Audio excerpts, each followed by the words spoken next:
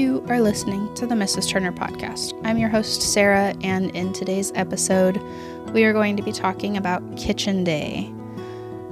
This is not one of my normal recovery episodes. This is a home-focused episode where I am going to be telling you how I keep my house moving, which really, really helps with recovery. So, whether it's a healing episode or not, healing begins with owning how you feel. So, take a moment, consider what you're feeling, and write it down. Now let's get to the show. Every day is important, but the things that I do on Kitchen Day last me through the entire week. Getting my broth done, canning projects, making bread. These are things that will help me ease the flow of work in my kitchen. Kitchen Day for me falls on a Tuesday, and I begin by clearing clutter. I love to listen to a kitchen episode from Ronnie over at Clean With Me podcast. She entertains me. It's like having a friend talk to me while I'm cleaning my house. It's incredible. So I listen to one of her episodes usually to begin my kitchen day. I will have a couple of kitchen focused episodes, some of her free ones, in my show notes. Once I've done my little reset, I will get started with an inventory of what else needs to be done. My things that always go on my list are shredding cheese, milling grain, feeding my starter, making bread. After that, things are kind of negotiable. So chopping vegetables, making dips or condiments, pre-cooking meat for a few meals in the next week, assembling snack trays, cleaning out the fridge. And I also will inventory our regular foods on this day to put them on the list for ordering on office day, which is the day following my kitchen day. I love the intentional act of committing a day to the kitchen because it gets my kitchen caught up with our food needs. Chopping. I like to utilize different tools to help with chopping. I will use one of those like food chopper type apparatuses. I don't even know. I think it's just called a food chopper, but I use that. I also have KitchenAid attachments if I need to be shredding vegetables. Most of the time, though, it's just usually my chef's knife and a wooden cutting board. Sometimes I am chopping 50 pounds of potatoes to get ready to can. Other times I am dicing 3-gallon bags worth of bell peppers to stick in the freezer. Sometimes it's just a bunch or two of celery to boost my freezer stash. I love having frozen vegetables ready and at hand in my freezer so I can just take a cup that I need for a recipe and put it in my pan instead of having to buy and chop on the day of cooking. That's just so stressful to me. So I like to have it done ahead. It cooks faster. If it was frozen, it becomes soft faster. So I really love this method of chopping ahead. I make dips. Mayonnaise is a really easy one to make at home. I will also make hummus.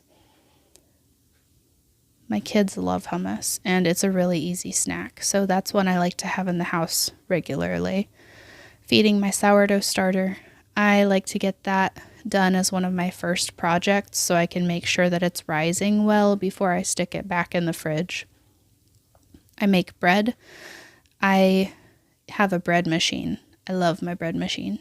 She's my right-hand girl. I use my bread machine minimum of 2 times weekly. So I use a delicious discard recipe from Sarah Therese, and I will have it linked below. I usually use fresh milled flour instead of I think she just says all-purpose in her recipe. I'm not sure. I've made it with just straight all-purpose. I've made it with half and half, fresh milled and all-purpose. It's squishy and delicious no matter which way I make it. So it's a winner recipe. I have really put that bread recipe through the ringer by leaving it in my bread machine overnight by mistake. I have way overproofed. I have thrown it in the oven without rising. That's actually usually how I cook it, and it turns out great. every single time. I will sometimes pre-cook meat for meals during the week. If I have several ground beef recipes in mind, I will pre-cook multiple pounds of ground beef with basic seasonings like garlic, onion, sometimes paprika, salt, and pepper. And if we're having lots of chicken or turkey, sometimes I will pre-cook multiple meals of chicken on the first day I cook chicken. It's not always done on kitchen day. Some days, or sometimes rather, it's the first time that week that I'm cooking that protein. So I'll just cook all of it at once rather than having to wait and finish all of it on the individual day. Like I said in the vegetable chopping portion of this, I like to have things done ahead of time. Assembling snack trays. Usually our snack trays consist of fruit, vegetables, meat, or other protein, dips, and crackers.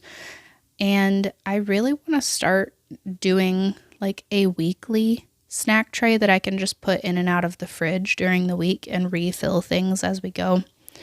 This is, in a sense, what I do when we have a game day. I put all the food items in a 9x13 pan that has a lid that you can put on it. I use the Pyrex pans.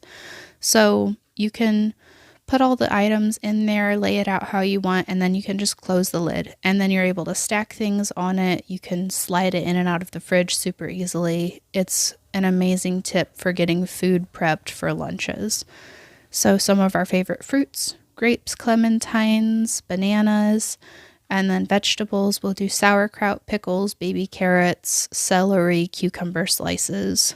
Meat or protein, we like turkey pepperoni, summer sausage, hard-boiled eggs, cheese cubes. They really like just like regular lunch meat. I'll cut it into smaller pieces. I know processed meats are not the healthiest. We're talking about quick, easy lunches with 3 very small kids. So we will also do, I think I said we do dips, ranch or hummus, and then crackers, usually a Ritz or a graham cracker. So that's snack tray prep, and I really love using snack trays. It is very helpful. Cleaning out the fridge, that is one of the most important tasks on kitchen day. I will take 15 minutes and just run through my fridge and see what's good, what's bad, what needs to be tossed, what needs to be given to the chickens. So we do, I'll go through. If it's spoiled, I will throw it out. If it is good, but we're not going to eat it, I will give it to the chickens. And giving chickens scraps really helps with their laying and with the richness of the egg yolks. So I like to do that. I will also reorganize whatever's been put out of place, because if you've got little kids helping you put stuff away or getting things out for you, things get super disheveled, and a tidy fridge helps my mind be tidy. It's the same as the rest of my house. If my house is tidy, my brain is tidy. So I will take a moment to put things back where they belong, clean up any spills, and then I'll throw the scraps out to the chickens. And I just put whatever Tupperware the leftovers were in into the dishwasher right away, so I don't have to worry about it. Doing this weekly really helps to keep those mystery items at bay. They still do pop up from time to time, but I'm not pulling hideously molded food out of my refrigerator anymore. Shredding cheese. I will go through quite a bit of cheddar through the week. So I get the 2-pound blocks and I use a KitchenAid attachment and just run it through there. It's done in less than 5 minutes, and we have cheese that doesn't have the anti-caking agents on it. So I store it in a Rubbermaid Tupperware and just shake it to separate it before I'm going to use the cheese in a meal. I also do food inventory on this day. This is checking on my yogurt, how much we've got, cottage cheese, checking if we need more fruit. I keep the fruit out so we see it all the time. And I just check how full our orange bowl, I've got a fruit bowl for oranges. I'll check if that is getting low. I will check on my onion basket and see how full it is. And I just go through, write down whatever is low on our grocery shopping list, because I do my grocery order on the day after kitchen day. That is all I've got for this episode. I hope it was a help. That's where we'll stop for today. Thank you for being here. I'll see you next time.